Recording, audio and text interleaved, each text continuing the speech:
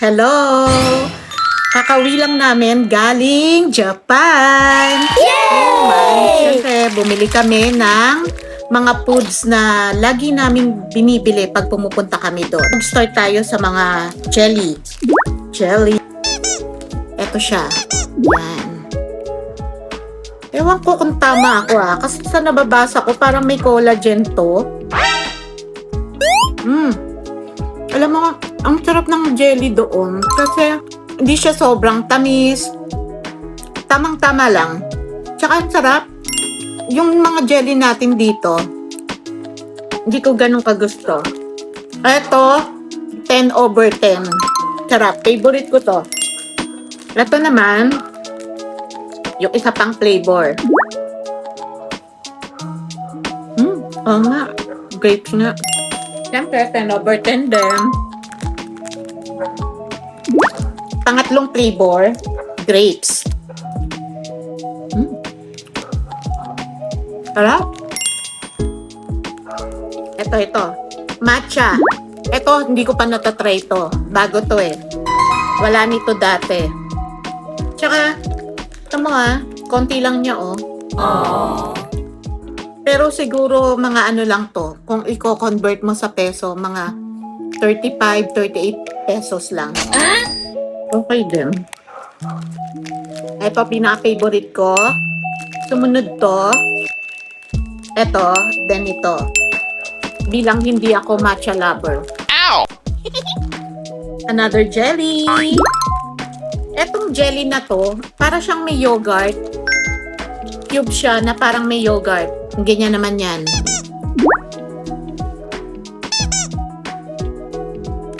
Sarap din. Mas gusto ko yung isa kesa dito. Ito pa, may strawberry din siya. Diba? Para siyang may mga bits sa loob. Alam mo yung mga pagka tinitikman ko, parang nandun yung lasa niya. Then itong white na to, parang ito yung yogurt. Sarap. Ito yung mas gusto ko kesa dito. Ito, meron pa siyang mga pa-jelly-jelly din. Kasi sa totoo lang, sobrang sarap talaga ng mga jelly doon. Ito naman, yung jelly na may syrup siya. May syrup na kasama. O, yan yung mga flavor niya. Yan. Ito, try natin tong peach. Yeah. Yan. Asyang mas gusto ko pa rin yung nauna. Ito talaga yung matagal na namin binibili. Ito, ngayon ko lang to natikman eh. Tsaka itong mga ganito, ngayon ko lang to natikman. Ngayon ko lang napansin, ano pala siya?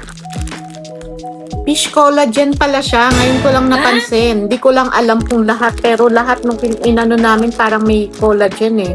Tapos, dietary fiber. Sunod natin, tong KitKat. Ang binili ko lang na flavor, eto, bilang strawberry lover kami nung panganay ko, then ito, kasi si Bunso, matcha lover yon. Actually, sa amin, si Miko lang talaga, si Bunso lang ang nagmamatcha. Lasang-lasa yung pagka-matcha niya. Ito, strawberry. Ito, favorite namin ni Josh. Yung panganay ko.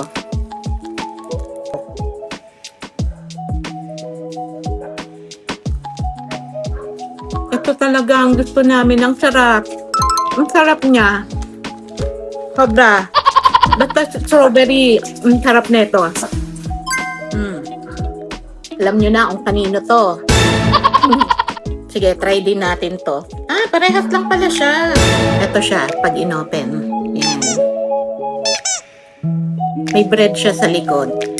In fairness, lasang-lasa niya yung pagka-matcha, as in, matchang-matcha. Tapos tingnan nyo yung bread niya, Kitang-kita mo na yung bread niya is parang green din, na parang gawa, siguro may matcha din siyang ingredient sa loob. At Ito yung bread niya, merong mga matcha. Ito, kahit hindi ako matcha lover, alam ko magugustuhan ng mga matcha lover to, 10/10. Kasi lasang-lasa. Ito, siguro mga 7. Ito, 10/10. Syempre, strawberry yan eh.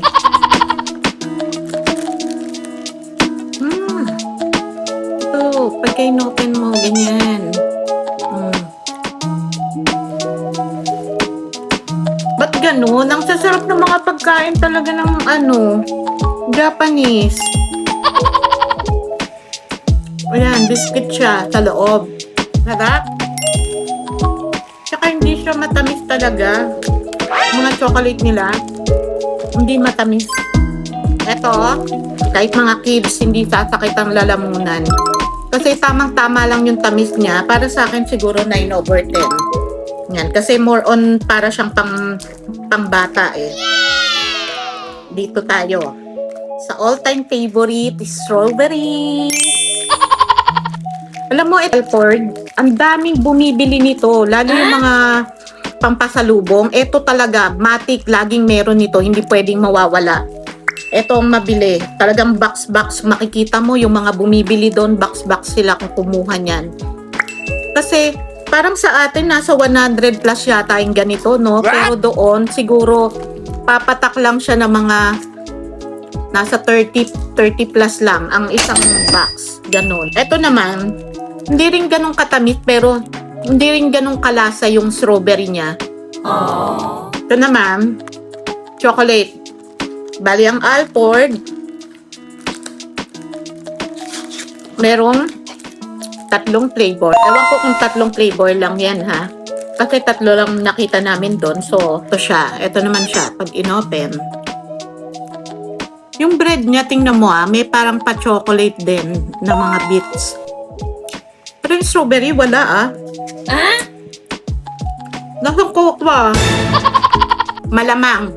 Etong matcha, para sa mga matcha lover, malamang nasa 10/10 din to. At ako, para sa akin, eto, mga 7/10 lang. Kasi hindi siya ganun katamis. Hindi ganun kalasa yung strawberry sa kanya. Although, eto, kokwang-kokwa. As in, matik. Pagka merong pumunta ng Japan, hindi pwedeng walang dala nito. Eto, ngayon ko lang itatry to. Tingnan naman natin. Ngayon ko lang itatry to. Kasi the last time na pumunta kami, no, wala nito eh. Ayan. Strawberry. Kita nyo? Parang pa siyang bits ng strawberry. Ganon. Pero para sa akin, 7/10. Kasi parang nakukulangan pa rin ako sa pagka-strawberry. The best pa rin tong KitKat. Kasi ito, lasang-lasa mo yung strawberry niya. Try natin to. Yan. Nakikita ko kasi, ito ngayon ko lang din itatry to Nakikita ko kasi yung mga, doon. Ito din yan. Dami din nilang binibili nito eh. So, nakigaya naman ako. Kuha lang din ako. Para matry. Bakit hindi, diba? Ito siya, pag inopen.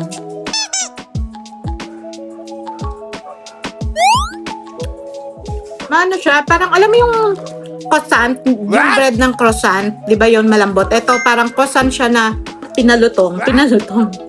Ayan, parang ganon. Tapos, kasi yung layering ng bread niya, parang ganon eh. Maninipis.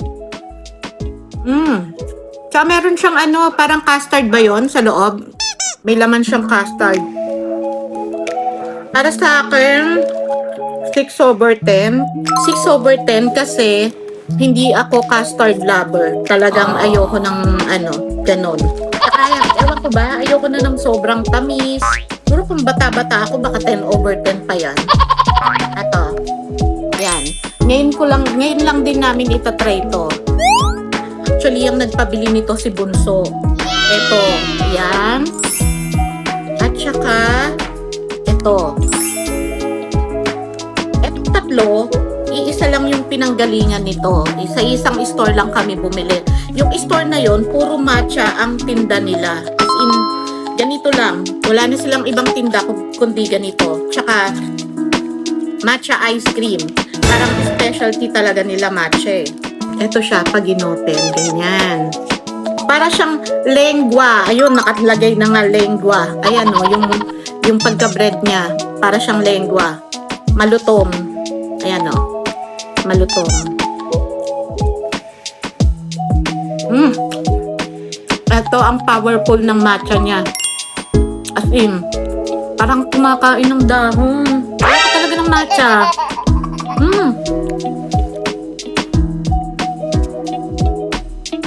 Lasang-lasa yung pagka-matcha. Ang pait.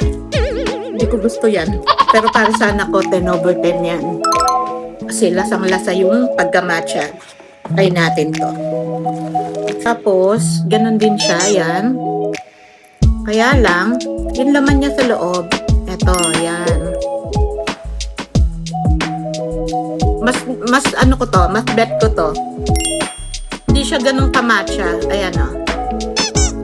Parang may halong pagka-choco. Pero lasang-lasa pa rin yung matcha niya. Mas bet ko yan. Tapos hindi siya ganun katamis. Tapos alam mo yung lengua na ang milky ng lasa, ganun. Masarap siya. Ayan. Ito yung isa. The last one. Alam nyo ba, saktong-sakto sa amin ang Japan. Kasi pinaka-specialty nila is matcha at saka strawberry.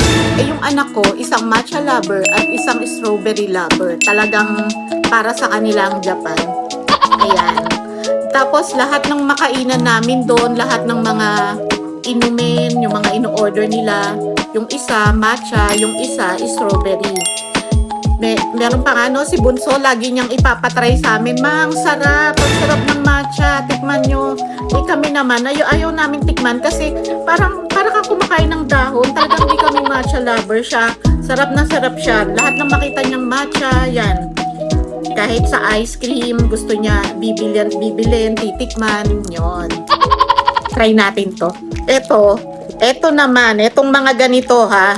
Maraming flavor to sa kung di ako nagkakamali. 8 flavors to. Di ko alam kung nasa na yung iba eh. Tuwing pupunta kami ng Japan, hindi pwede na hindi kami bibili ng ganito. Kasi, ewan ko ba, ang sarap niya eh. Nung una ko pa lang tong natikman, talagang ang sarap. Meron pa nga time no, nung naubos to, nagka-crave ako sa ganito. Ang ginawa ko, bumili pa ako sa Shopee para lang makakain ulit nito. Pag binuksan mo siya, ganyan. Alam mo yung panahon natin, yung nausong chicha noon, yung hotdog, ganon siya. Pero ito, ano ba flavor to? Medyo milky lang na maalat, matamis, pero hindi ganun kaalat ha, hindi rin ganun katamis. Talagang saktong-sakto lang. Ang sarap niya. Actually, ito yung favorite namin. Ito yung isa sa favorite namin na flavor. Ito yung isa. Ayan. Alam mo kung anong kalasa nito? Sweet corn flavor. Kalasa niya to. Pero mas masarap pa rin to. Kasi hindi siya ganun kaalat. Pero lasang-lasa mo yung pagka-corn niya. Tapos ito, takoyaki flavor ba to or ano? Ano siya? Para siyang yung lasa niya, sauce ng takoyaki. Magkaiba siya. Magkakulay lang. Magkaiba. So, ito, flour yung nasa baba. Ito, ball. O, ito, cheese yung loob. O, parang may pagka-cheese. Di ko alam pa anong flavor to eh. Mas gusto ko pa rin to. Kasi parang cheese flavor lang siya. Parang hotdog nga. Bukas pala yung loob niya. So, ang pinaka-favorite namin, eto. Ayan. Tapos, sumunod itong takoyaki. Eto, hindi masyadong favorite dahil eto, meron sa ating ganitong flavor na pag namimiss mo to, pwedeng yun yung bilhin mo. Tapos eto, parang cheese cracker lang din eh. Eto, isa sa palagi kong binibili. Ayan. Sa Donkey. Dong.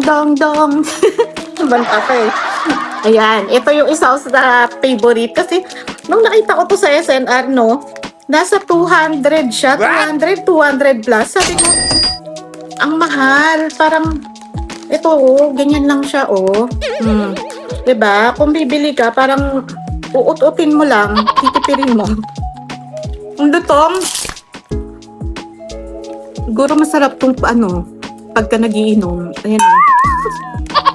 Ano siya eh. Ang sarap. Cheese, kasi ako, cheese lover ako. Kaya gustong gusto ko yung mga ganito. Lagi akong bumibili nito. Siguro mga pag kinonvert mo to, mga nasa 60, 68. Parang mga ganun, 60 pesos lang siya. Alam nyo ba, nung naandun ako sa Japan, tumitingin ako sa 7-Eleven. Mahanap ako ng bread na may cheese. Wala akong makita, pero bumili ako ng cheese doon, yung cubes. Ang tabang. Speaking of cheese, asan ang cheese ko? Eto, ang paborito namin sa mga fried rice yan. Kapag pupunta kayo ng Japan, yan, mga must buy yan. Yan. Ang sarap niya sa fried rice. At kahit ang ulam nyo is egg lang, para kayong nakaulam ng ham, ang OA. Hindi, ang sarap kasi talaga. Ito, one of my favorite yan. Yan. Ito, ngayon pa lang namin itatry. Yan. Ito, ngayon pa lang din itatry. Yan. Yan mga kasi yung kahit ang ulam nyo hindi ganun kasarap, pasasarapin niya. Lagyan nyo yung kanin nyo, kahit nga wala na kayong ulam eh. Lagyan nyo lang ng ganito kanin nyo, ang sarap eh. Promise, masarap siya. Yan. Yan. Eto, order pa ako nito sa Shopee. Dati. Ito, yan. Order ako niyan. Sarap kasi yan. Yan. Ito, ang sarap nito. Yan. Kung saan namin binili yung mga, saan na ba yun? Yung mga ganito. Yung place kung saan namin binili to, doon din namin nabili to. Ang sarap nito. Ang pinanghihinayangan ko lang, hindi ako bumili ng madami. Ito lang siya. Dalawa lang binili ko. Yung isa, paubos na. Isang kainan, paubos agad. Ito, nung na-amaze kayo sa sa donkey. Wow! Kita nyo ba? Yung mga cheese nila.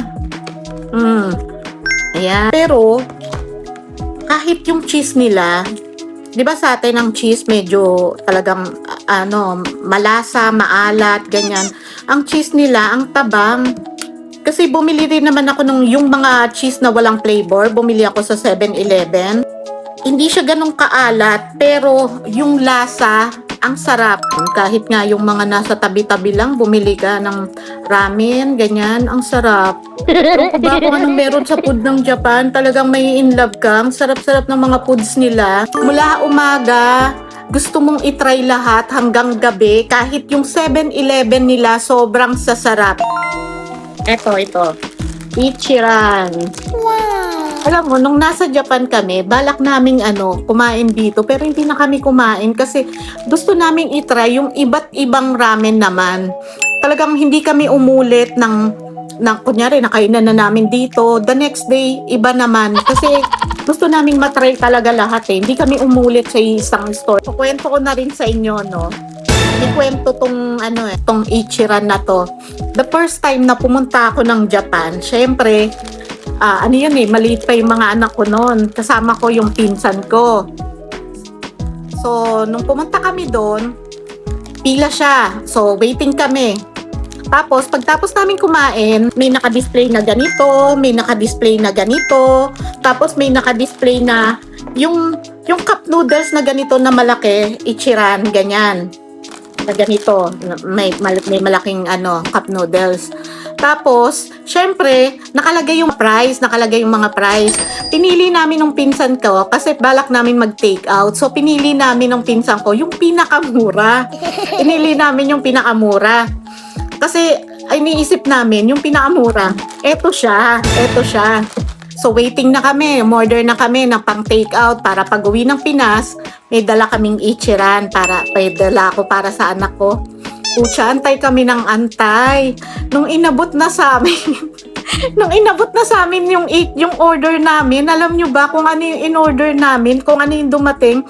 Ito lang pala yung in-order namin. Diyos ko, tawa kami ng tawa ng pinsan ko. Kasi syempre, yung mga Japanese, hindi sila mag-a-adjust para sa atin.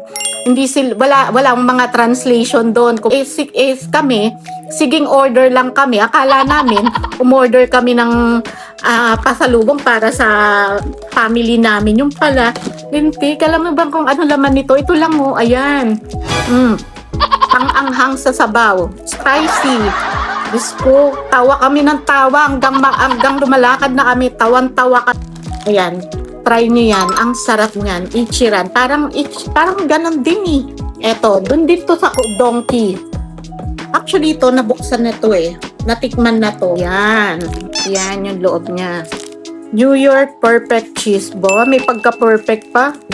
Pwede namang New York cheese lang. Ayan, yan yung loob niya. Parang pakrep. Walang kaalat-alat yung cheese. Tapos yung filling na white, parang ano, tawag dito, parang custard yung lasa. Then yung pinaka-crepe niya, ma-milky. Masarap naman siya. 7/10. Ito talaga. 10/10 yan. 20 pa. 20 pa. Ito. Actually, dalawa lang yung binili ko nito. Isang spicy, tsaka isang ganito, plain. Ano lang naman siya, chicken skin. Kaya dalawa lang binili ko. Ito, ngayon ko lang tatry tong spicy. Yung plain, na ano na namin. Spicy ba to? Hindi, ito pala yung flavor niya. Ano ba to? Sarap. Hindi pala siya spicy. Hindi pala siya spicy. Ano siya? Parang siyang may pagka-barbecue, ganyan. Hindi siya spicy. Kala ko lang pala spicy. Kasi dalawa lang binili namin. Isang plain, tsaka isa ito. Ngayon ko lang natikman to. Ito nga palang chicha. Pag bumili kayo, ganito siya. Ganyan siya. Parang ang hotdog lang din yung ano niya, datingan. Ito, link. Alam niyo naman yan. Doon kasi, mura yung ganito. Ano lang yan, per grams. Per grams mong mabibili. Ito, masarap din to. Tonkatsu. Tingnan mo kung gaano kaliit siya. Yan. Masarap yan. Sarap ng sabaw niya. Malasa. Pag pumunta kayo, try nyo to. Yan. Yan yung mga must buy. 10/10 yan. Ito. Sa fish skin. Ano lang din binili ko nito? Siguro mga 4-5 lang. Kasi parang inaano ko, common lang siya. Ayan o, fish skin. Diba meron naman sa atin yan? Ayan na. Parang chicharon talaga siya. Walang kalansa-lansa. Ang sarap. Pero mas masarap ang ganito ng Singapore. Yung natikman ko, mas masarap yung ganito ng Singapore. Ito ang isa sa mga favorite ng anak ko, si Josh. Yan. Nung una punta ko ng Japan, bumili ako nito, pero ang binili ko nito parang condensed siya, tapos strawberry. Ewan ko kung ayaw niya that time, pero kasi nung maliit-liit pa yung anak ko, hindi siya malakas kumain, ganyan. Parang yung kain niya patikim-tikim lang, pero tinikman niya naman yon.